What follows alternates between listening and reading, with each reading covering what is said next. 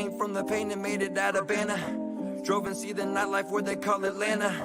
Southside shows for a couple dollars, yeah, yeah.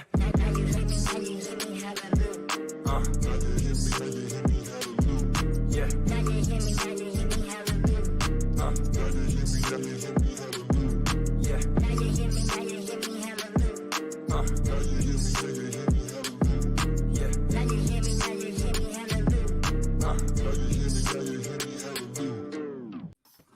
Ladies and gentlemen, we are live. It's another Wednesday night brew party.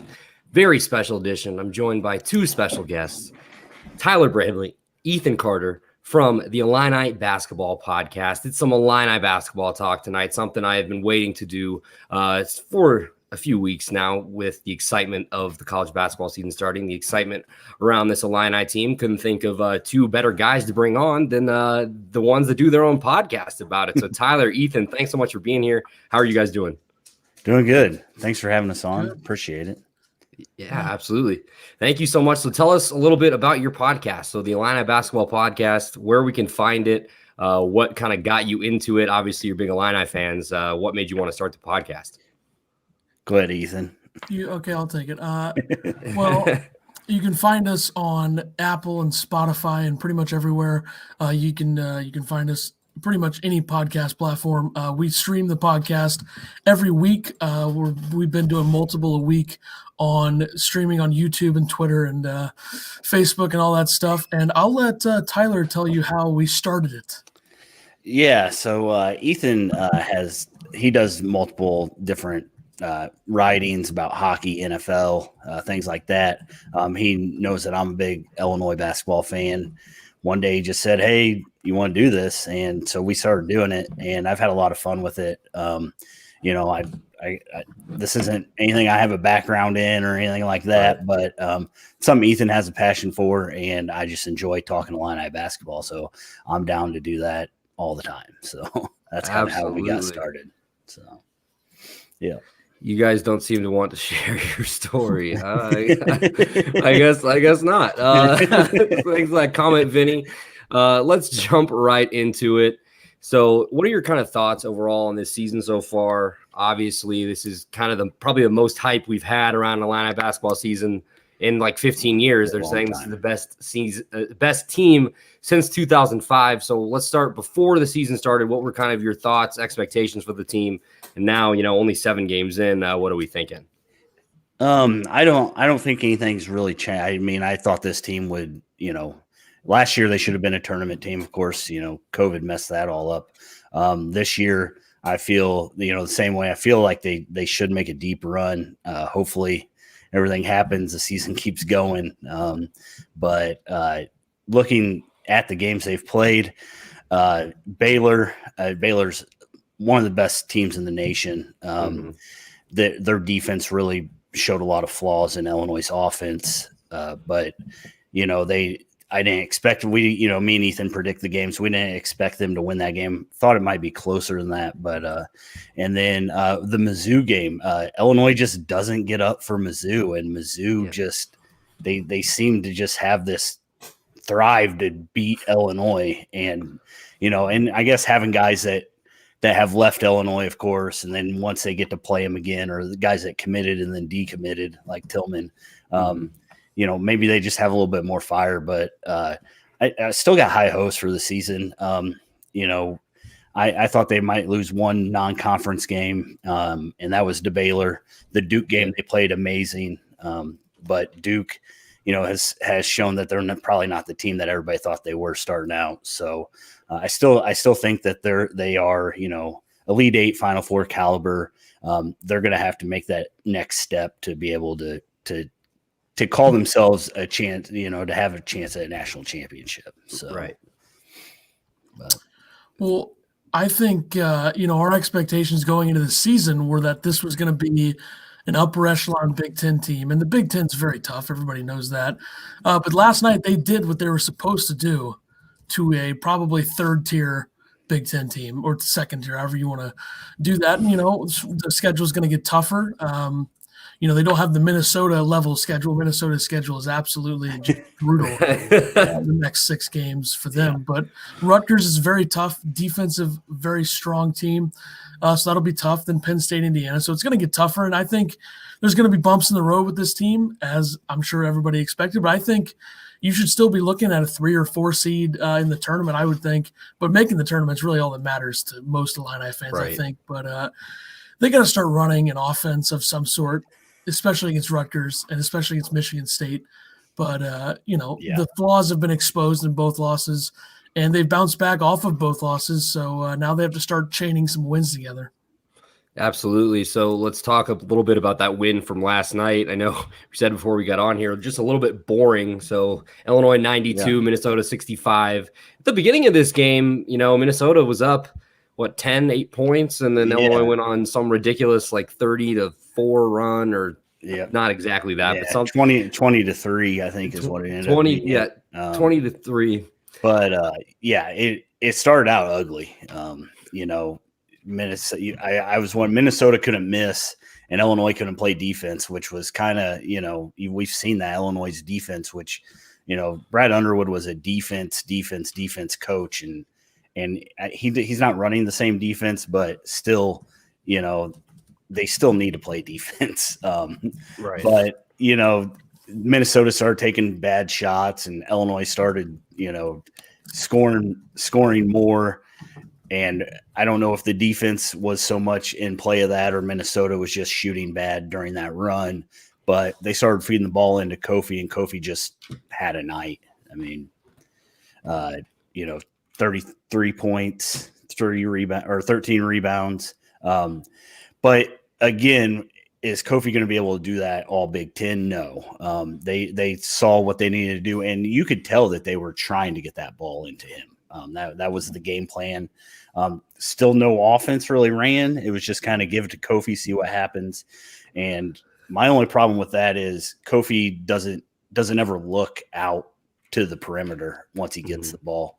He's going to have to do that once teams start coming down on him. And I wrote down some things, and apparently Minnesota didn't scout very well to know that you drop a guard down on Kofi and somebody slaps the ball out of his hands. That's what teams have been doing against him. But it was a heck of a game, and a game they really needed, especially after that Missouri loss. Right. I like what you said about bringing the guard down, because Kofi does seem to keep the ball down low when really he just every time he gets a rebound, don't try to dribble it, just fucking put it back up there. Yep. And he's weak with it is the thing. And last night he looked a lot stronger with the ball. In when Curbelo got inside, Kofi was looking for the passes. So I think that they must have worked with him a little bit with that. And I think he still had 3 turnovers. Kofi did, but it was a lot better than that Missouri game, where every time the ball got thrown to him, it was bouncing somewhere, and it wasn't pretty. Right. Ethan, what were your thoughts on the game? Well, I know I saw the comment about Frazier and Williams' defense. I think defensively last night was really, really good. And I knew going in, I predicted Minnesota would score 63 points. I thought Illinois' defense was going to come to play. I thought that, they could stop Marcus Carr. And this is honestly what Minnesota gets for having a horrible non-conference schedule. This is what they get. Their first game in the Big Ten, they're playing Illinois. Then they play St. Louis. Then they play Michigan State. Then they play Iowa. Then they play Ohio State. Then they play, Wisconsin. So they play all those teams in a row. And when you're playing teams like Loyola Marymount twice and University of Minnesota, Kansas City, that's kind of what you get. And you're welcome to the Big Ten, Liam Robbins, because he got destroyed last night. But I think the 2 fouls for him in the first half really killed Minnesota's offense. Marcus Carr, he's going to be facing actual guards that can play defense now that were in Big Ten play. So I don't want to get too high from a win. And I know people get too high from a win, too low from a loss. That's common with most sports fans, most sports teams fans for sure. So now you just got to focus on Rutgers. It's going to be a much harder matchup. And, I think the guards defensively stood out to me last night. Io didn't have to do everything. I mean, Miller hit some shots. Frazier, DeMonte, defense, very good. I saw Frazier's tweet after the game. I liked that a lot. So, and I saw Underwood I guess Frazier told him that he's tired of switching, that he can take care of it and stop switching on ball screens. So those guys stepping up and taking over and saying stuff like that is going to make this team way better. So. Absolutely. My kind of takeaway, you didn't need much from Io, I guess, on the offensive side. So 10, 7, and 5. But you mentioned him and Frazier locking up Carr, a guy that comes into the game averaging 22.7. You mentioned against guys like Loyola Marymount with that, I don't remember the dude's name, but the insane mullet that guy has on LMU that kind of went viral. That was awesome. Yeah. But Io, his defense really impressed me last night, and then I really liked what Adam Miller did. He's 5 of 13 from the field, but 4 of those were threes, 4 of 9 from 3-point line. And he scores 14 points, the second leading scorer. Him and Curbelo have been awesome. I know we had a comment about Andre Curbelo. Andre Curbelo is the Javi Baez of Illini basketball, a goddamn magician out there. Thank you, Greg, for tuning in. But not a lot to hate from a 27-point win. I guess there's not really much else you can say about it. The only thing I'm going to hate on it is the team had 14 turnovers again. Right. And we talk about their defense, but they only forced 9. So I think they've lost almost every game in the turnover category, which once you get into playing actual teams that are good in the Big Ten, that's going to really show, I think. So. Yeah.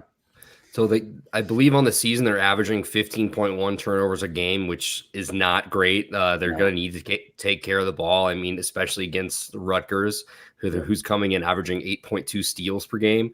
So that's not going to be great. But also the free throw shooting hasn't been awesome. They're 17 for 25, 68%. So it's been worse on the year. 17 for 28, 60% against Missouri.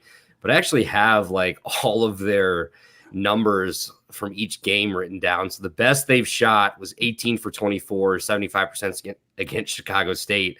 But they've had low numbers, like 10 for 16 against Baylor in a loss.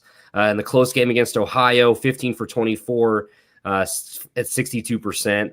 NCAA&T, they were 17 for 24, 70%. But I think if this could be a problem going down the road, especially in Big Ten play, it's kind of been their kryptonite so far. Do you think there's any chance that we're going to see some improvement? Is Underwood going to start emphasizing this in practice? I know I saw a Jeremy Warner tweet that said during the game, Underwood was yelling from the sideline, make your free throws. And then he mentioned in the post-game presser against Mizzou, or after the Mizzou game, that he didn't think they were mentally focused or ready for the game. I don't know. Ethan, what are your kind of thoughts on this so far and their struggles from the free throw line? They're not going to get better at it. I think we've seen this like last 2 years, especially. Plus, Kofi's going to line as much as he is. That's going to kill your percentage. That's a huge problem. Last night they started 1 for 6, and those were all Kofi and Georgie. And and then they got better from there because Curbelo was making them. Kofi did start to make, I think he had 2 different times where he made both, which is shocking. I'm just expecting to make one. Yeah. But even like the only guys you can really trust to the line at this point is Io late in the game, not any other part of the game. Frazier for the most part. Miller seems a little shaky. DeMonte maybe, but it's bad. The free throw shooting is bad, and it's been that way, forever. I mean, I don't really see it getting any better unless Kofi and Georgie either somehow get better or they stop going to the line as much. So yeah, these guys are D1 basketball players. They've been practicing free throws their whole life. I mean, it's not something that you don't practice. And practicing them more, I don't know if that's going to help, but yeah, a big part of that's Kofi going 50%. Last year we saw him get better, and as he got better, the percentages got better. But he's gonna have to find his touch again at the line. Yeah, so as far as like team leaders in free throw percentage, we have Io shooting 80%, Miller is also shooting 80%, and then Curbelo at 73.7, Frazier at 71.4. I'd like to see Frazier shoot at a little bit higher clip, especially as a senior and a guy that we've seen throughout this his career in this program shoot the ball fairly well. DeMonte Williams only shooting 60%, Kofi at 58.5%, and then Georgie Bashanetsvili 40% from the free throw line is just not ideal. That's something rough that's just going to have to improve, and because that can be something that other teams can attack. If we're trying to feed Kofi in the paint, just foul him and just hack a shack. They can definitely, I could see that as a strategy going forward for other teams. I mean, moving on from the free throw struggles, let's talk about the freshman impact here a little bit. And they are third and fourth leading scorers on this team. Call them the fantastic freshmen, Andre Curbelo and Adam Miller. Has either one of those two stood out more than the other to either of you guys? I think Miller, the first game, everybody's like, oh, he's real good. I mean, Ethan's been saying Miller's one and done for a while. And after that first game, I'm like, oh, no, he might be. And then all of a sudden, Miller kind of lost his shot. He wasn't shooting. I think he only had 3 shots last game or against Mizzou. I think he was 1 for 3. And like you said, him shooting 9, I'll take that all day. He puts up 9-10 threes a game. He's going to make 40 to 50%, and I'm fine with that. But Curbelo has impressed me a lot. I talk about it a lot on our podcast, probably more than Miller, just because. And I talk about this too. Illinois doesn't run an offense, and Curbelo, regardless of if they're running offense or not, is the only one that seems to be able to get into the lane. And you see that with Miller. Like, he tried going into the lane last night, and 6'9" guy was in his face. And I mean, every time Miller goes inside, he looks lost. Every time Curbelo goes inside, he looks like he's gonna produce or do something. And to have a point guard when you have all these scorers is going to be really good. Now he plays a little quick and he plays a little loose, but I'll take quick and loose. And we even talked last podcast about him maybe getting a starting job, but I don't know what you do. I think you hurt Miller's feelings if you do that. And I don't know if you sit your senior Frazier. So, but yeah, he's impressed me a lot more than Miller after the first game, I guess. I would also agree. As much as I want to say Miller, because I have an attachment in terms of liking him as much as I did as a recruit and coming in. But if Curbelo, you're going to expect turnovers. He's a freshman, right? But if him and Kofi are on the same page like they were last night, I mean, that's going to be hard to stop, because Curbelo can just go in and score if he has to, or draw a foul, or kick it out to Miller or Frazier. But I think Miller is going to get it going in the Big Ten. I think last night we're going to see more of that, timely threes. I'd like to see him create his own shot a little bit more. I think we saw that a little bit. He had one last night where he basically did that. But he's really good at catching and shooting, and he's really good at, just shooting in general. That's his game. Right. But I think he can get a little bit better at scoring, and I think we're going to see more from him in the Big Ten. And I will bring up Coleman Hawkins, because we thought he was going to be, big time off the bench. He hasn't done much. He hasn't messed anything up too badly. I think he should be getting more minutes than Grandison. Definitely. I don't know why Grandison was even on the floor against Missouri. That was embarrassing. He did last night. Hawkins got 12. And he's got that little weird mustache. I'm not so sure about it. But, I think if he shoots the ball a couple times, I'd like to see him shoot it a couple times. But his defense is bad. And he's got to play underneath if he's going to be playing defense, because his defense is not good at all, especially in the perimeter. He definitely looks a step slower. Yeah, I mean, he's got that slow freshman step. Like, he's just not used to seeing the game at that level. But yeah. I mean, I think Curbelo has been a little bit more impressive to me. I like what you said about the first game. I mean, Miller breaks Brandon Paul's record for points in a game. That's hard not to be impressed. Then he stepped into that role of that knockdown shooter that this team needs from the outside. But as far as Curbelo is just so filthy. Like, there's so many times during the game where you get up out of my seat and just go, oh my God. And half of them, he throws the ball away or something like that. Yeah. So I think it's only just a matter of time before he gets more acclimated and gets rid of those freshman yips, we'll call it. Yeah. But as far as him moving into the starting lineup, I'm not sure, because just of how much Trent brings to the floor defensively and just how much time he's put into this program, I think he kind of deserves to start. And do you, like you said, do you take him out for Adam Miller? And I'm not really sure. I don't think you can. No, I don't think so either. No. So I think Curbelo moves into that 6-man role. I mean, or splits that 6-man time with Georgie remains to be seen what we'll get from Georgie on a night-to-night basis. I will say it has been awesome to see him play well. He gave us awesome minutes against Baylor, stepped up against Duke as well.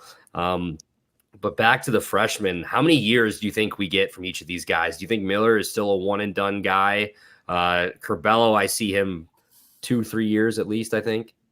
Yeah, I think Curbelo's 4 years. I think he's a perfect college player that's gonna, be a star for a couple of years, kind of like Io. Except I don't think Curbelo is a better NBA prospect than Io is. I don't think he ever will be. He's a little small, but I think he'll be a great 4-year starter. He'll start for 3 years at least. But Miller is probably a two-year guy. I think. I don't know because he's got his body, he could play in the NBA probably next year if he really wanted to go to the NBA. But next year he will be the number one guy if he wants to be. And I think they could have something really special next year with Curbelo and Miller running the show. If they could find a way, you got Luke Goody coming in. I don't think that he'll be a freshman starter unless everyone leaves and you lose everybody. But they got to get another guy in there, but Curbelo and Miller running the show next year would be fantastic. And I think every game that goes by that Miller's not dropping 20 or 30 or really impressing and being super efficient. I think there's a good chance that he's like a 2-and-done probably type guy. And I'm not banking on there being another pandemic to save us from having Miller for 3 years. I don't think that'll happen. Yeah, I agree with everything. I think Curbelo is definitely a 4-year guy. He just, as of right now, and you watch the guys grow over the years, you look at Io and how his body is now, but Curbelo doesn't have the body to play in the NBA. He doesn't have the shot either, I don't think. He's good at getting to the hoop, but can you do that in the NBA when you're that size? But yeah, Adam Miller, definitely, I don't think there's any chance he's a one-and-done at this point. But yeah, I could see next year after he takes over this team, he could go after that. So I think Ethan's spot on with that. Yeah, absolutely. I think coming into the season, I definitely saw him as a 1-year guy. I think Ethan, you said you were big on that as well.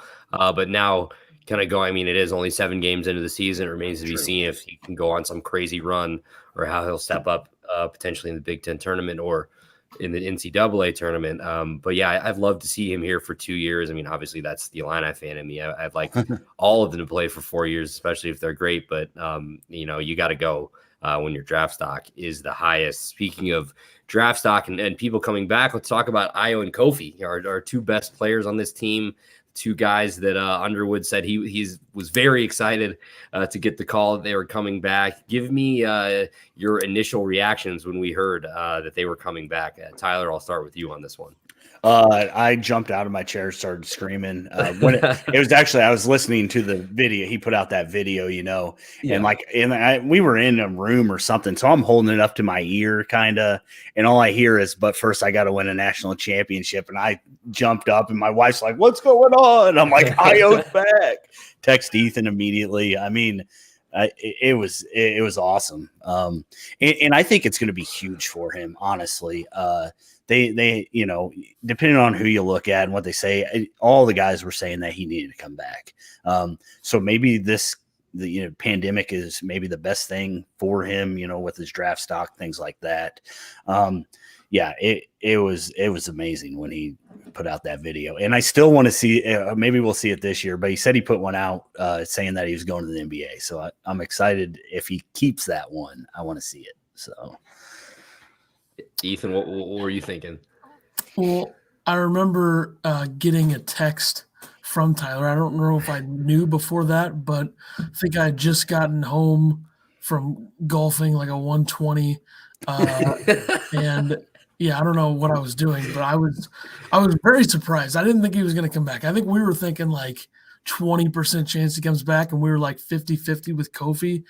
So I was shocked. I knew that he needed to come back because I don't think he would have even gotten close to a first-round pick this year, just because how many people were worried about his shot, and you got to be able to shoot at the next level. Yeah. And clearly he's gotten better at shooting. His shot's 100 times better this year, I think. Yeah, and then a couple of days later, Kofi comes back. We knew Kofi. We were pretty sure Kofi was going to come back. I think we were more 60-40 on that one. and I don't even know if Kofi is he going to leave after this year. I'm not so sure, but I was definitely shocked to see Ayo come back. He keeps putting up 33. He'll leave after this year. He can't catch the ball. Is he going to catch the ball against Rutgers? Probably not. He's averaging like 2.4 turnovers a game, which is not great. Yeah. That has been one thing I haven't been too pleased with him. But, I mean, other than that, it's been hard to dislike their performances. I guess, Kofi versus Baylor getting into foul trouble early, and then he's had some iffy performances. But this one, it felt like one he needed. Definitely a good to set the tone for Big Ten play with 33 and 13. What are your thoughts so far on their performances? Obviously, Ayo had 36 in the Mizzou game, seemed like the only guy down the stretch that really gave a shit about it. I mean, he did have 36. You can mention a couple turnovers and maybe the shot that he put up at the end of the game wasn't the best. I know you guys did a live stream watch along for that game. So first, tell me how that watch along went, what that kind of whole experience was like. I know you had a funny clip, Ethan, where Underwood's on thin ice. I like that one a lot. So I guess this is a two-part question here. Tell me how your live stream went, and then let's get in more to Kofi and Ayo and some of their individual performances this year. Well, I think the live stream was good. I thought we had a good time. I wish they would have won, obviously. But I think it makes for better content when you get really pissed at the end of it and start yelling about certain things. And obviously, I was going to go after Underwood if they lost. And that was the plan all along. But in terms of what Ayo's done, I mean, he didn't have to be the guy last night. That was Kofi's night. Duke. He didn't have to, against Duke, he pretty much did whatever he wanted. I love it when they get in transition. I think they need to do more of that. Against Baylor, he had an off night, but still scored like 18 points or whatever it was that he scored in that game. But I think Ayo is doing exactly what we thought he'd be doing, which is scoring a lot of points. I think he's getting more rebounds than we may have anticipated. Yeah. And I think his defense has gotten even better. And last night's a perfect example. If he's going to have matchups, like I'm assuming on Sunday, he'll probably be guarding Geo Baker, who's a stud, who's coming off of an ankle injury. I don't know how much he's actually going to play, but he's a stud. And if Ayo's on him, I like that matchup for Ayo, even though Geo Baker's going to get his probably. But last night's a perfect example of what Ayo can bring defensively in the Big Ten, which is going to be important because the Big Ten, while everyone talks about how many good bigs there are, there's a lot of good guards. I mean, you look at what Iowa has with Bohannon and Wieskamp and, those guys. You look at Rocket Watts with Michigan State, and then, as I mentioned, Geo Baker and Ron Harper Jr. for Rutgers and Myron Jones for Penn State. So the Big Ten has a lot of good guards, and the fact that Illinois has guards that can defend and also kill you by shooting. Apparently DeMonte is the best three-point shooter ever now. So, yeah, it's going to be tough to beat him on the perimeter, and Ayo is going to be a huge key defensively this year. Yeah, the live stream was awesome. Yeah, that was Ethan's little idea, and it turned out fun. We had a lot more Missouri fans than I wanted in the chat, but that's how it goes. As far as Ayo, I mean, he just. I feel like he's turning the ball over a little bit more than we want. I think he had 6 against Mizzou. He had 4 last night. And we talk about Curbelo and his turnovers, but he's been getting maybe 2 a game, nothing like 6 and 4. Mm-hmm. But I've been saying it a lot. I mean, this team's going to live and die on Ayo. If Ayo is doing what he should be doing, then they're going to do well. I think against Baylor, he took a few shots that you didn't want him taking, but that's what that's the shots he takes. I mean, if they're falling, you're loving it. If they're not, you're gonna talk about it and you're going to criticize it. But I just feel like kind of at the end of the Mizzou game, I'm pretty sure that Underwood, called timeout. They got in that huddle and he said, "Ayo, just do whatever you want." And I hate that. I mean, I get it, but he had Miller open in the corner against Mizzou. And I mean, he said he heard somebody yell foul. Right. I understand what he was trying to do, but you got to do. I mean, you got to run some sort of offense. If they foul you, with 5 seconds left, then you worry about it then. But yeah, this team is going to be all Ayo. last night it was a lot of Kofi. I know that, but if they needed Io would have done what Io does. So, I thought it was interesting that whole like last sequence. I know I was pissed off yelling at my TV, and then like as a preseason All-American, we all know how good he is. Like, I just feel like that is not the last shot we need to be putting up. And I thought it was interesting because I saw an interview with Underwood where he was talking about Io, and they were showing the big shots he hit last season, game winners against Wisconsin, against Michigan. He goes, he started to understand the play was more important than the shot. Mm-hmm. On that final sequence, what was the play? Please tell me what he thought was more important there. Obviously, that's all hearsay now. He mentioned the Miami game last year. We all know what happened there, where they have to come back from that ridiculous deficit and then turns the ball over almost like he did against Mizzou this year. Yeah. I don't think that's going to be a common theme going the rest of the year. But here's my question. How does he stack up against the rest of the guards in the country? Is he the best guard in college basketball? Because I'd take him over any guard in the Big Ten easily. Yeah, I think he probably is. I mean, I'm not going to pick a freshman over him. I'll tell you that. I know a lot of people are all over Cade Cunningham, who's at Oklahoma State. I mean, if he was, I don't know why he's going there. That's a little weird to me, but Oklahoma State's not actually his brother's on the staff. I think Cade's kind of brother's on the staff. I think I knew something about that, but still, like Oklahoma State. Come on, there's a reason that Underwood left there to come here. But I don't think I can't think of anybody off the top of my head that's better than him, that can do everything, that's in transition. Nobody's stopping him. I don't really think there's anybody in the country that can do that. I look at some of the best teams in the country. Do they really have guards that are as good as I mean, Jared Butler is very good at Butler. I think, or at Baylor. I think he's a stud, and he scored easily against Illinois. He didn't score very much, but when he wanted to score, he was scoring, and he's very, very good defensively. So Baylor is a team that has, all-American defensive guards. Nobody else has that. But I'd still take Iowa over him. I think Iowa overall, I mean, if he's playing his best versus Jared Butler playing his best, I'm going to take Iowa slightly. I think it's close, but, I'm not taking any of the Iowa guards over him. Definitely not. And I'm not taking Marcus Garrett over him at Kansas. No. So, yeah, he's the best guard in college basketball. Tyler, anything to add on that? No, that sounds perfect. I have said it. You look at his freshman year, and he didn't finish games last year. He finished games. You just kind of wonder this year when Illinois is in that situation. I mean, you look at it last year, and Illinois, loses 4 or 5 more games if Io doesn't do what Io does. So if the shots fall, you're the greatest closer in college basketball. If they don't fall, you're just another guy.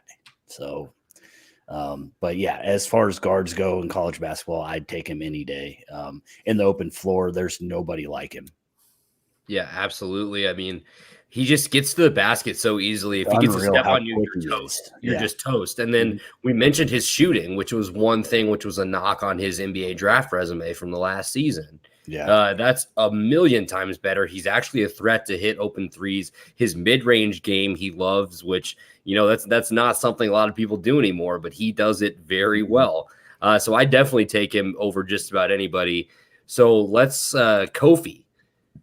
Where does he rank among the college basketball's best big men? I mean, obviously everybody's gonna chug Luka Garza's cock because he just does whatever he wants, which it's warranted. Luka Garza is amazing. They haven't really played anybody worth a shit this year, but he has earned it. I mean, if you're putting up the numbers he has, you're pretty damn good. I mean, honestly, he probably should have won Player of the Year last year over Obi Toppin, but I don't know. So as far as Kofi goes, where do you guys rank him? I think he definitely has to be in the top 5. I don't know. I don't really think that I don't know if he's consistent enough at this point for me to go way up there with him. I think there's a lot of really good big men in the country and in the Big Ten as well, but definitely I would say Garza's number 1. Mm-hmm. I think Trace Jackson Davis, who Dockich wouldn't shut the hell up about last night from Indiana, I think he's a good player. He's not as good as Kofi, I don't think. But Michigan, they have I can't ever think of his name. The freshman center that they have, I don't know what his name is, so he must not be that great. The big white dude. I know who you're talking about. Yeah, he was a 5-star Turner or something. That sounds I don't know his name. I don't know. Matthew Hurt at Duke. No, I'm good on that one.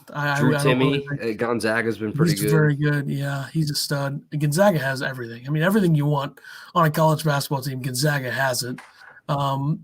But I don't really think that Kofi, I think he's probably in the top 5 because I don't think the amount of big men in the country this year is as strong as it was last year. Because last year in the Big Ten specifically, you had Oturu, you had Tillman at Michigan State. There was a lot more there last year. But is he top 5? It's close. He's somewhere in the top 10 for sure. I don't know. I'd have to look at a list of big men because I don't pay that much attention to all the big men. I'm more guard-oriented, team-oriented, but he's somewhere in the top 10 for sure. Yeah, absolutely. I would say top 5. As far as like big men go anymore, you don't have big men like Kofi, and that's kind of a knock to him going to the NBA because most guys – I mean, you look at Garza and he can shoot the ball and handle the ball, and you just don't have 7-foot big dudes anymore. Comparing him, it's not. I don't consider it apple to oranges, but or I do. I don't think it's the same. You know what I mean? But yeah, definitely a top 5, if not top 3. I would say center in basketball. I don't think there's enough of them. I think that's like there's not a lot of exactly. And there's a lot of freshmen that do it. I mean, you look at other guys. Villanova has Robinson Earl. USC has a freshman, Evan Mobley. You got West Virginia has a guy I don't know the name of, Garrison Brooks in North Carolina. There's not a lot of guys. I mean, a lot of them are younger, and no one is as big as Kofi. And nobody. Let's just say this while we're still on the topic. Nobody hooks and gets away with it like Luka Garza. It's quite amazing. Right. So that'll be fun to watch in January. Yeah, I'm not. He did get called for one, and man, did he cry like a baby. Yeah, my God. That's just going to be even more and more in Big Ten play. Oh yeah, it's going to be crazy.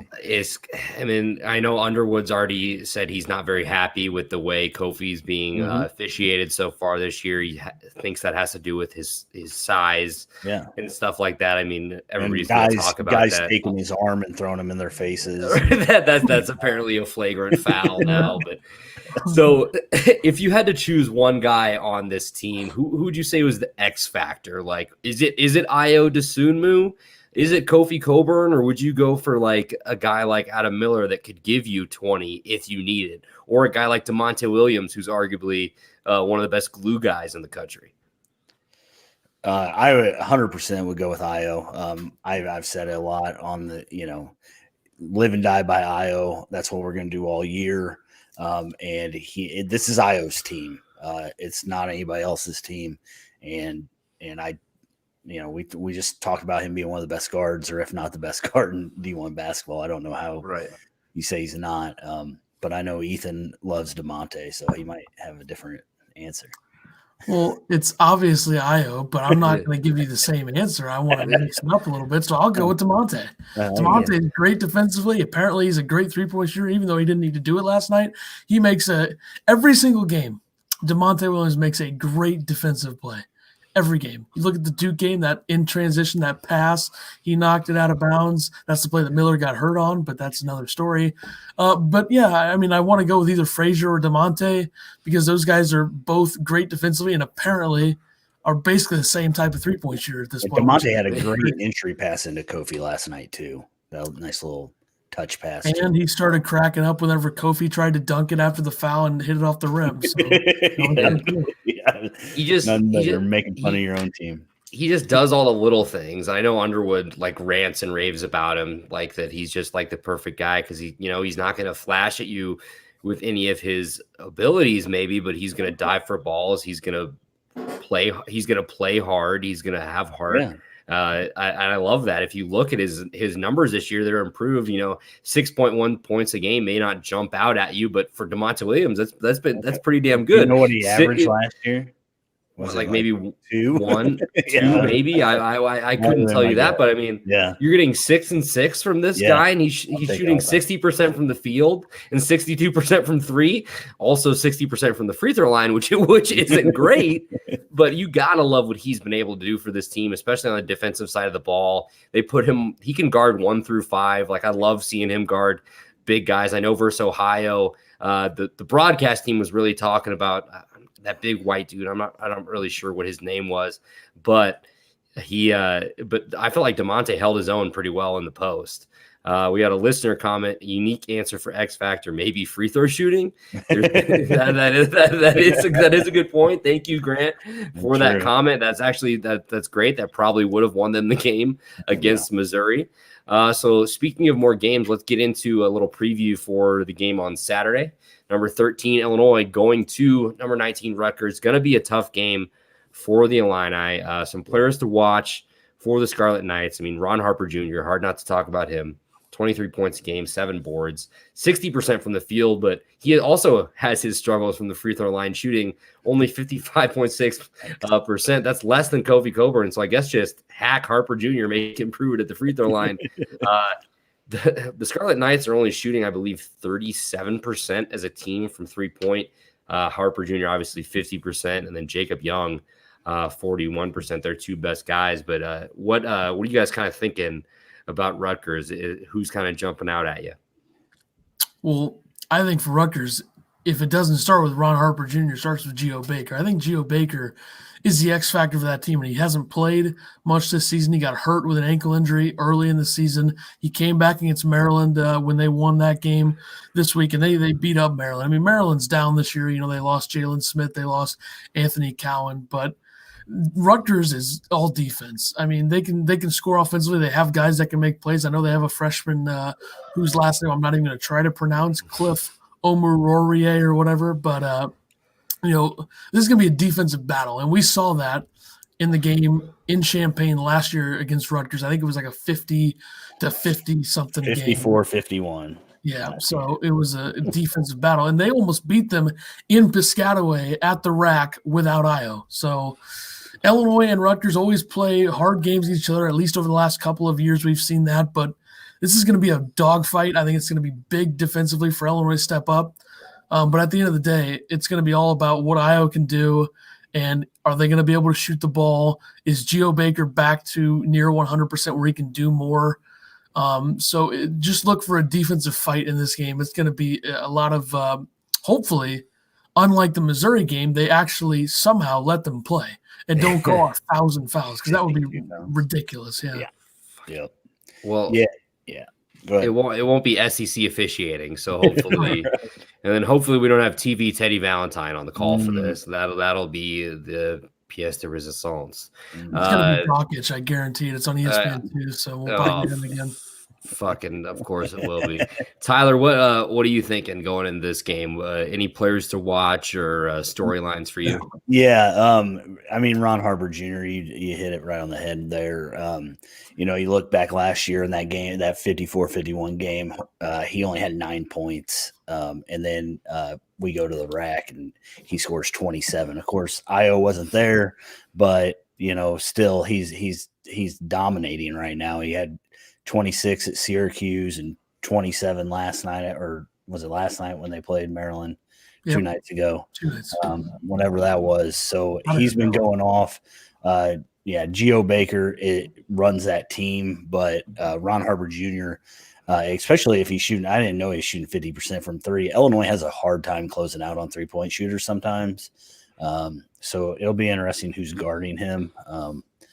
And if they can get out on him, don't let him pop it in your face, you know. And then I think Miles Johnson, the center, 6'11", 255 is going to be a lot different than going up against Robbins from, you know, Minnesota. We'll see how well Illinois feeds Kofi. And if Kofi – the thing about Kofi last night was he actually got the ball and with his back to the hoop and a guy on his back and did something with it. He hasn't been able to do that all year at all. Yeah. And he had a nice touch around the rim. I mean, there's sometimes when Kofi chucks it off the backboard harder than I can throw a baseball, but I think that's going to be a big matchup inside to see what happens there. And I think Iowa's going to have a game in this one, honestly. Hopefully Miller and Frazier get going from three. I'd like to see Frazier shoot more. I think he shot 3 last night, 3 threes. Or I'd like to see him shoot from outside more. And Miller, like I said, keep shooting, buddy, because he's got a pure shot. So I agree with that for sure. I'd like to see Miller get, I want to say as many touches as he wants, but but maybe more than 3 in the Missouri game. He just seemed kind of non-existent there. But I mean, as far as Rutgers goes, Ron Harper Jr. scares me quite a little bit. Curious to see who's going to guard him. I think there have been questions. I mean, because Illinois doesn't really have like a wing player. They're more, playing 4 guards around Kofi. And that's what we've kind of talked about when the bigger guy, when teams have a 6'8" guy, 2 6'8" guys or whatever, it's hard for Illinois to match up against that. Absolutely. And then, I mean, Jacob Young has filled in pretty nicely. I mean, Geo Baker, I think he's only played in like 2 games this year. So Jacob Young, not playing the same position as Baker. He's more of a guard that's going to facilitate and pass. But I mean, 15 points a game and 6 assists and so far isn't too bad. They have wins over Syracuse. Syracuse was without Buddy Boeheim. I don't know how much you put into that. And then at Maryland, Ethan, you did mention they're down this year. I'm not very sold on them. So I'm just curious. And then you mentioned Miles Johnson. He's averaging 9 rebounds a game for them. I think that's going to be important for Illinois to win the rebounding battle. And they haven't done that. I mean, in the games that matter, they haven't done that. In the Mizzou game, they didn't have an offensive rebound in the first half, which is unacceptable, especially with a guy like Kofi. Exactly. And then if you look at the per game numbers as a team, so Illinois is averaging 44.7 rebounds per game and Rutgers is averaging 43.4. So there's no real drop off there. We mentioned Rutgers defense. They're averaging 8.2 steals per game. Can Illinois take care of the ball, averaging 15 turnovers? Can Io get going? Will Kofi stay out of foul trouble? So let's go over what are some keys to the game for you guys, keys to the game for Illinois victory. For me, it's rebounding the ball. Like I said, Miles Johnson is averaging 9 rebounds a game. Can Kofi put a body on him? Can Georgie put a body on him without getting into foul trouble? Limit our turnovers and then make your free throws. Illinois shooting 67.9% as a team from the free throw stripe. That has to be better. Would have won the game against Mizzou. So I'll let you guys take over here. Your keys to an Illini victory on Saturday against Rutgers. Defense. I think defense is going to be big because Rutgers plays defense. And Steve Peichel, let's be honest, he's probably a better coach than Underwood is. But, they got to rebound. Like you said, rebounding is very important. They're averaging 44 rebounds a game. Rutgers is averaging 43. Assists, doesn't even matter. That doesn't matter. Illinois does not give very many assists. Most teams average more assists than they do. So who cares about that? They got to be able to shoot the ball from 3. I think 3s are going to be important to, get it going with Miller and Frazier early and get Io going.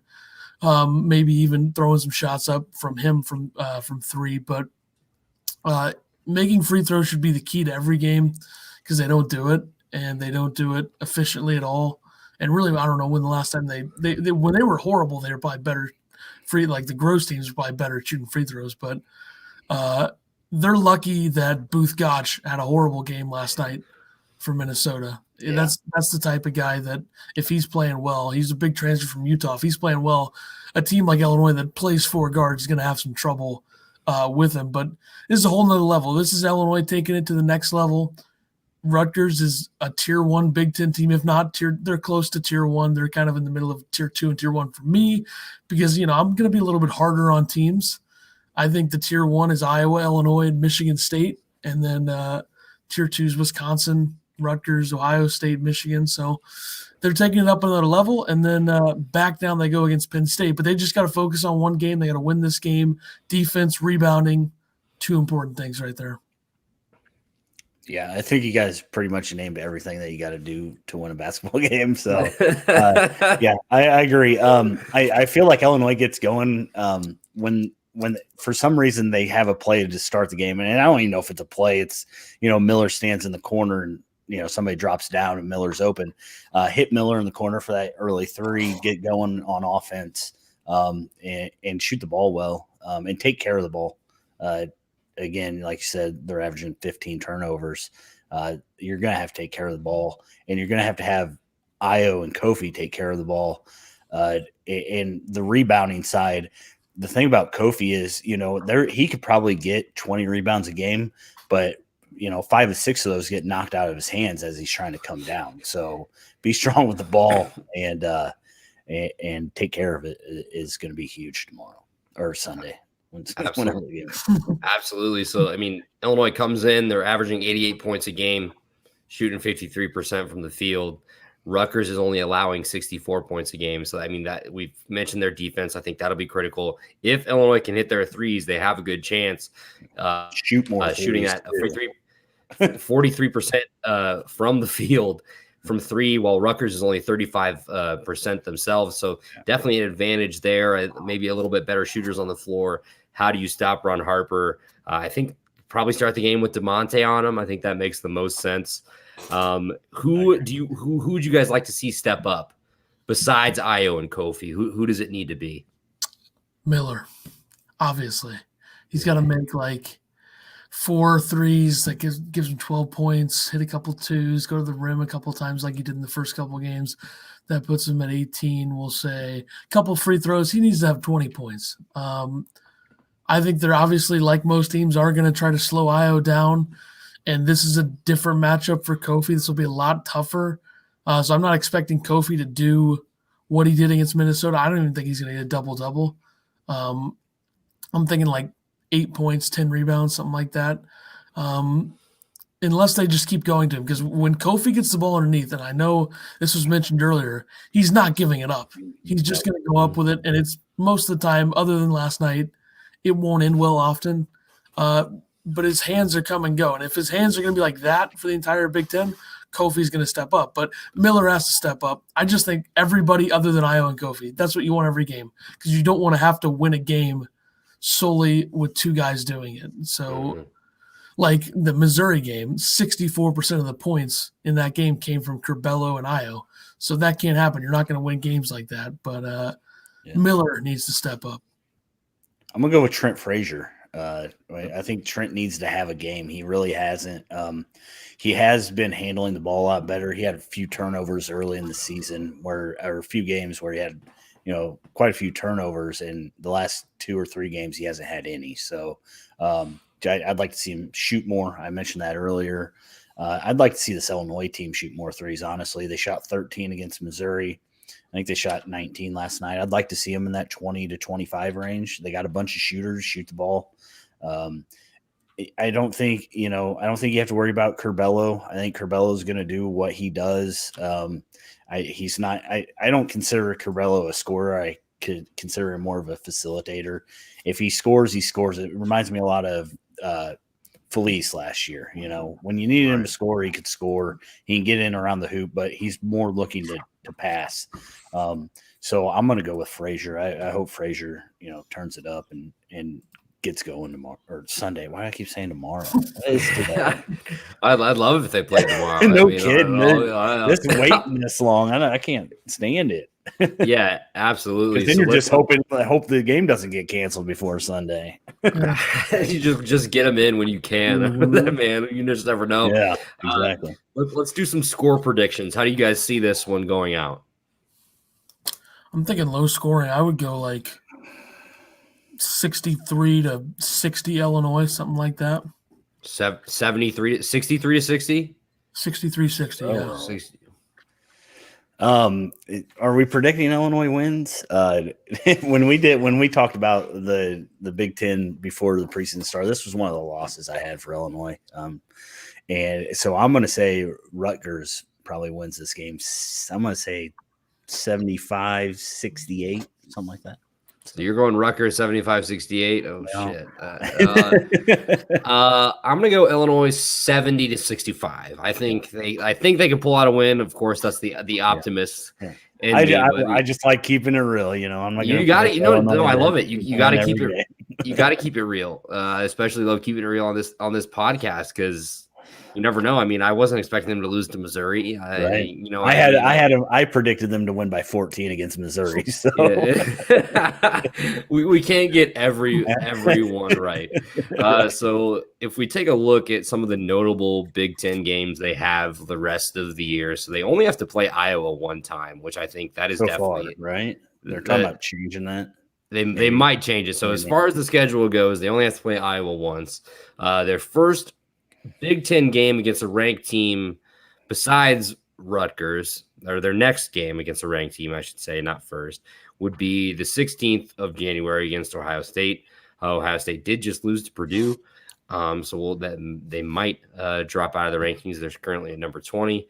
They have to go to Michigan State, who's currently number 4 on the 23rd. They host number 3 Iowa on the 29th. Those are both in January. Hosting number 12 Wisconsin in February 6th, and then they go to Michigan, who's currently number 25 at on February 11th. So any of those games kind of stick out to you guys? I mean, obviously the Iowa game, we know Illinois fans really don't like Iowa, especially Iowa basketball. Now that rivalry is kind of heated up. Yeah, it has. But so what? Any of those games you're kind of looking forward to more than others? Ohio State. They should not have lost to Ohio State last year. Mm-hmm. Ohio State is not even close to as good as Illinois this year, I think. I know EJ Liddell is going to be good, and he's been good, and they got some guys that returned. That's a game to look forward to. Also, Michigan State. They lost to Michigan State twice last year. They got killed by them in East Lansing, the game where Iowa slipped. They almost won that game. Everybody hates Iowa at this point. I hate Iowa. I hate Fran McCaffery more than any coach I've ever hated in the history of college basketball. But yes, I like to look past that a little bit, because everyone knows that's the big one. But Wisconsin, you got them twice. Those are big games. It's a team you beat last year in their place. So playing them twice. They also do play Ohio State twice as well. So, just any ranked game is fun. You also want to win the unranked game like Maryland. I'd like to get a little revenge losing twice to Maryland last year. The first game they had a big lead. The second game they had a big lead. They blew both of those. I'd like to beat Maryland. And, a little in Illinois rivalry or whatever you call it. Northwestern, completely irrelevant to Illinois at this point. But they should beat them by 30, and that'll be fun. So there's a lot of good notable Big Ten games because the Big Ten is the best conference in the country, and it's not close. Yep. Those are all great games. I agree with all that. Purdue. I always like beating Purdue. So I feel like that's kind of become a rivalry. Indiana is one team that I hate. I don't know and that dates back to, a few years ago when they were stealing players from us and whatever. But I think Michigan's going to be a big game. I think Michigan's is good. And then the Wisconsin games, I still think Wisconsin's overrated. I don't see them as good as everybody else does, I guess. But, they surprisingly want to share the Big Ten last year somehow. I don't even know what happened at the end of the season, how they even ran out like that. But, Michigan State's always one that you want to win. They're going to have a hard time with Michigan State, I think, even though, Tillman's gone. He's gone. And so I don't know. It's the Big Ten. I love every Big Ten game, but we did a little pre-look at how the team would do, and like I said, I had them losing to Rutgers. I have them losing to Michigan State. I have them losing at Indiana, at Michigan, and at Wisconsin. So those are kind of the games that I'm looking forward to, and I hope that I'm wrong on them all. So I hope Illinois doesn't lose any Big Ten games. But of course, Iowa's the huge one. I mean, that's the game everybody lives for, and I hope that they can work it out to play Iowa twice, because I don't think it's right that they're only playing once this year. Yeah, that feels kind of like a win for both teams to only have to play once, just because it's going to be an absolute slugfest. How many wins do you see this team finishing with in Big Ten play? I got 15 when we did our thing. So I named my 5 losses, but yeah, 15-5, I think is going to be solid in the Big Ten this year. I think the Big Ten's going to do what they always do, and they're just going to beat each other up. So I think losing 5 games, still gives you a chance at winning the Big Ten title. I think I had 4, 16-4. I don't remember who I picked them to lose to. Rutgers, Michigan State, Michigan, and Wisconsin. Okay, you can flip. I think they'll beat Rutgers, and I hate to say it. I don't know if they'll beat Iowa. I don't know. That's a tough one because Iowa can shoot, and if they show up shooting, I don't know how you're going to beat them because they don't play defense, but they also shoot. Look what they did in North Carolina. If they wouldn't have made so many threes against North Carolina, they would have lost by a lot probably. Yeah. If they get going from 3, watch the fuck out. That's all I'll say about the Hawkeyes. I hate them. I love what you said about Fran McCaffrey. He is maybe one of the most punchable faces in college basketball. Just a fucking bitch on the sideline. Him and Matt Painter fucking sucks too. I remember at the Purdue game last year, I was there with my cousin Anthony. Shout out to Anthony. And we were close enough where we could just hear Painter bitching the whole time. But I mean, that was the game where Illinois just dog walked him the whole night, which was awesome. But yeah, this Iowa game scares me a lot just because they don't play defense. They're going to allow a lot of points. But if Illinois doesn't have anybody going from 3, it might be hard to keep up. And then who knows how they'll call that Luka and Kofi matchup? Who's going to get into foul trouble? That's the question. Does Kofi get in foul trouble? Which it's highly likely. Right. So do you think 15-5 or 16-4 will be enough to be the Big Ten champions, or will you think this will be more of you're going to have to go win it in the Big Ten tournament? I think it'll be enough. I mean, 15 or 16 should be enough. I mean, it's going to be close. Iowa might get 15 or 16. Michigan State might get 15 or 16. I don't think any team's going to get above 16. I don't see how that'll be possible because I think teams are going to have letdowns. Like Illinois will most likely lose to one of the quote-unquote unranked teams that they play, like in Indiana or maybe even Purdue. I don't know, which Purdue blew it for the Big Ten in the ACC Challenge. I mean, that was embarrassing. They had a big lead. They blew that. And I hate Matt Painter, too. I don't even know what coaches I really respect in the Big Ten. I think it's a short list. Like Izzo, you have to respect him. Sure. Definitely not Pitino. No shot. Greg Gard, kind of. I like him a little bit. But other than that, not much. Maybe there are a lot of fucking hateable ones. I guess the ones that aren't good. I mean, Mark Turgeon. I mean, he's a good coach, but I don't like fuck him. Like, I mean, Coltman hasn't really been there long enough for me to really hate him. He's got a weird face. Not a fan. Yeah, Archie Miller. I don't like him. Isn't great. Indiana. I mean, Chris Collins, I guess he's okay, but I mean, it's Northwestern. I've had a couple Northwestern basketball players on this podcast, so I won't trash them. Nobody's paying attention to Northwestern's basketball program. I can promise you that. That's understandable. But shout out to Alex Ola and Trey Demps for appearing on the Brew Party podcast, even if you do don that ugly purple. So, what are our NCAA tournament hopes here, guys? I mean, I know you mentioned earlier Final Four, Elite Eight caliber. What seed do you guys see the Illini going in to the field of 68 as? 4 or 5 is probably a safe bet, right? I mean, 4 or 5 is I mean, last year I think they probably should have been like a 6. They probably would have been a 7 or an 8 because the committee has no clue what they're doing most of the time. It's not as bad as college football's committee, but it's pretty bad. The net rankings come out January 4th, so that'll be fun to look how awful those are. I'm sure Duke will be like 6 and Kansas will be like 7 or something, so that'll be good. But a lot of that's probably going to be dependent on it. We don't really know how it's going to be because the net rankings were the big thing last year, and we didn't get a bracket. So how would they actually have seeded it? So it's going to be very unpredictable when it comes to March on what they're going to be seeded in. But I think anywhere from 2 to 5 is a safe bet. I don't know if they'll slip past 5. If they do, it's a little troubling.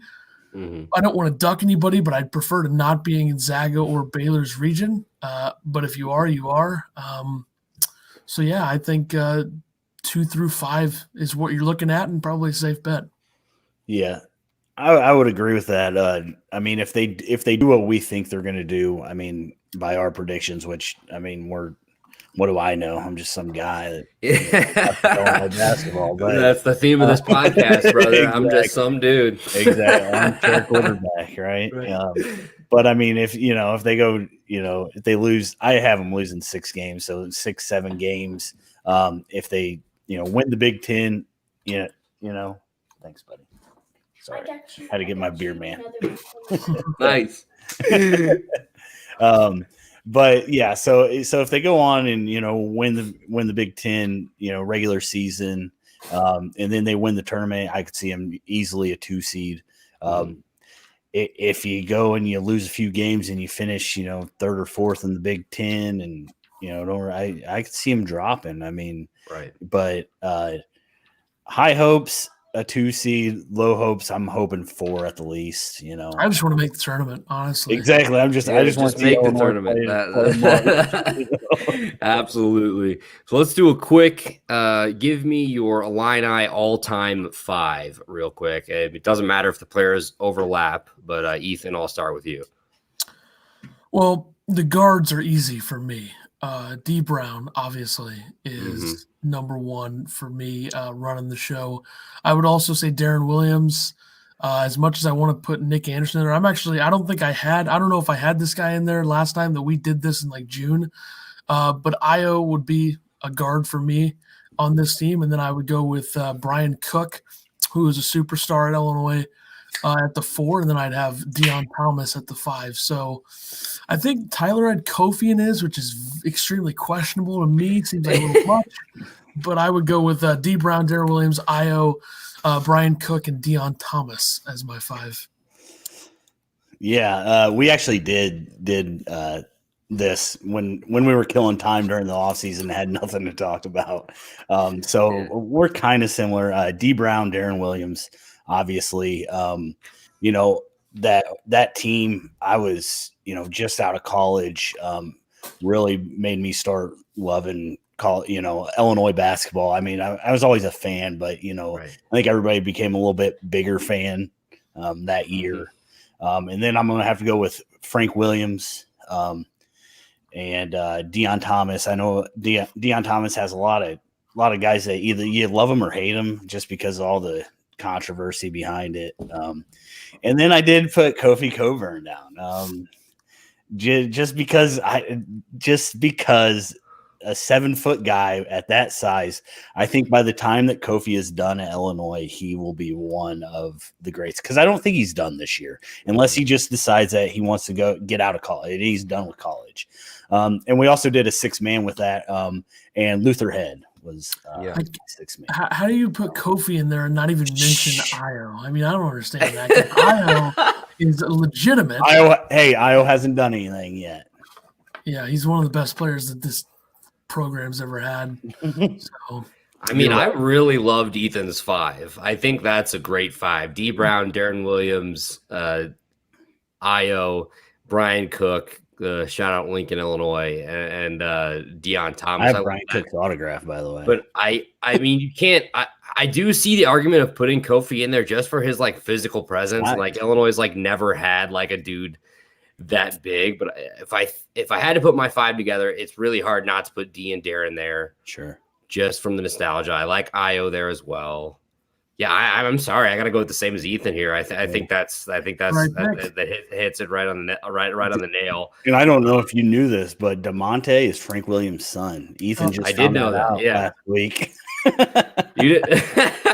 I thought that they were kidding. I don't know. No, it's real. No. And it's Darren Williams' brother. I don't know if you knew. Okay. So before we close this out, I know this isn't basketball, but I mean, you guys are Illini fans. In the news this week, Lovie Smith has been let go of his duties as the Illini head coach. Give me your thoughts on that and maybe some guys that you'd like to see take this job going forward. I'm going to go first because I don't really pay attention to college football very much. I think that it was a move that needed to be done. I do love to go and tailgate at Illinois football games, but that's about it.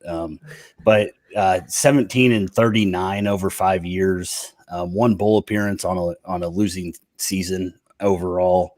But I couldn't name one football coach for them to go after. So I think it's the right move. I saw that most of the recruiting class for next year is still coming. Most of them signed today. So that's good. But Ethan's all sports, everything. He'll tell you who he thinks. Well, first of all, obviously Whitman wants to win. And I think past AD. They're nice. Yep. I think past ADs would not have gotten rid of Lovey that quickly. If you look at a long shot, why not throw $50 million at Urban Meyer? It's not going to happen, but what the hell? I don't know why he would want to waste his time here, which he probably would, because this football program is probably deeper in it than the basketball program was after Gross. That's right. how bad it is. And it's harder to climb out of a hole in football than basketball. And Lovey was just horrible. I mean, he was bad, very bad. I think a lot of people are going to say Brett Bielema is going to be a guy they go after, former Wisconsin, Arkansas coach.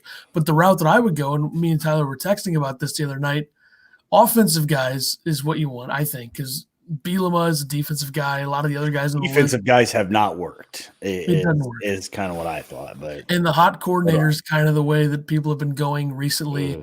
And I think Tom Manning, the offensive coordinator at Iowa State, I think he's 39. That would be a good one. And then the other one that I would look at is Sean Lewis, who's the 34-year-old head coach at Kent State.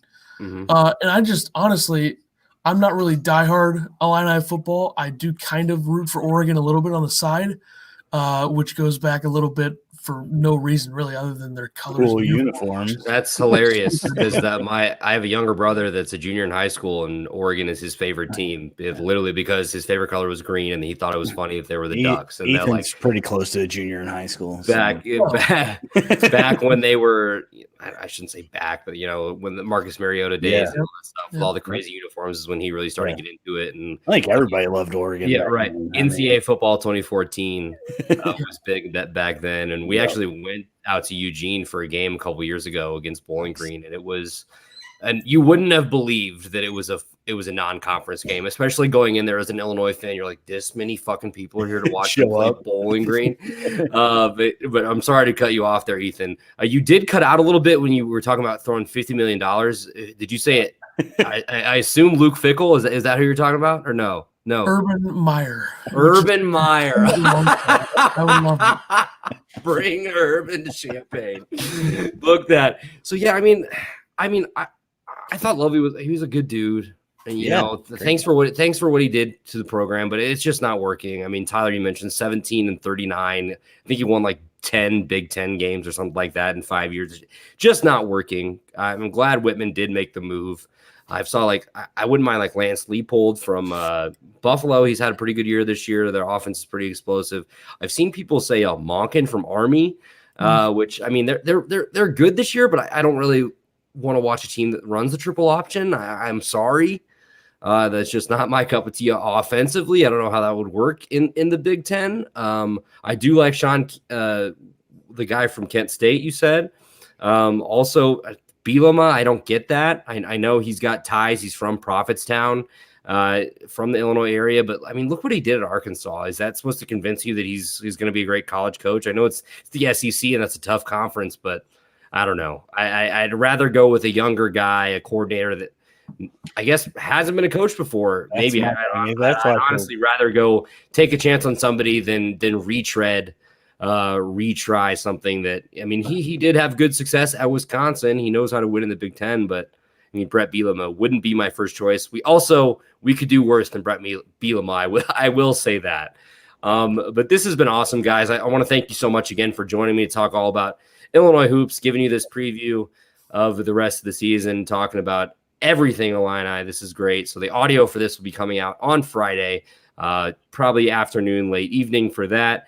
Before we go, I'm going to give you guys one more chance to plug anything and everything you might want to, where to find the podcast, any of your social medias, all of that good stuff. So you guys have the floor.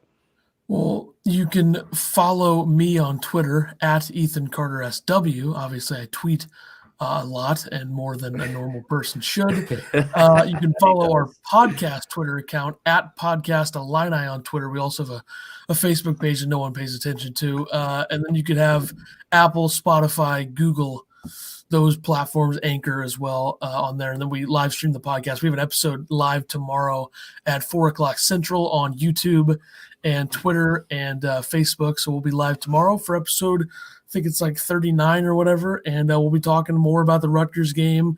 We'll be talking about the Penn State game next Wednesday. So yeah. Yeah, I don't have anything to plug. I'm just an old guy that talks Illini basketball. You don't want to follow my Twitter. There's nothing really I do. I retweet Ethan a lot and our podcast page. So go follow him and our podcast page. And thanks for having us on, man. This has been fun. So absolutely, anytime. So you guys are recurring guests now. So hopefully let's do some more Illinois basketball content as the season goes on. Listener comment here about Urban. Can I start a collection plate for Urban at church? If you want to, Anthony, whatever we can get to get him off of that Fox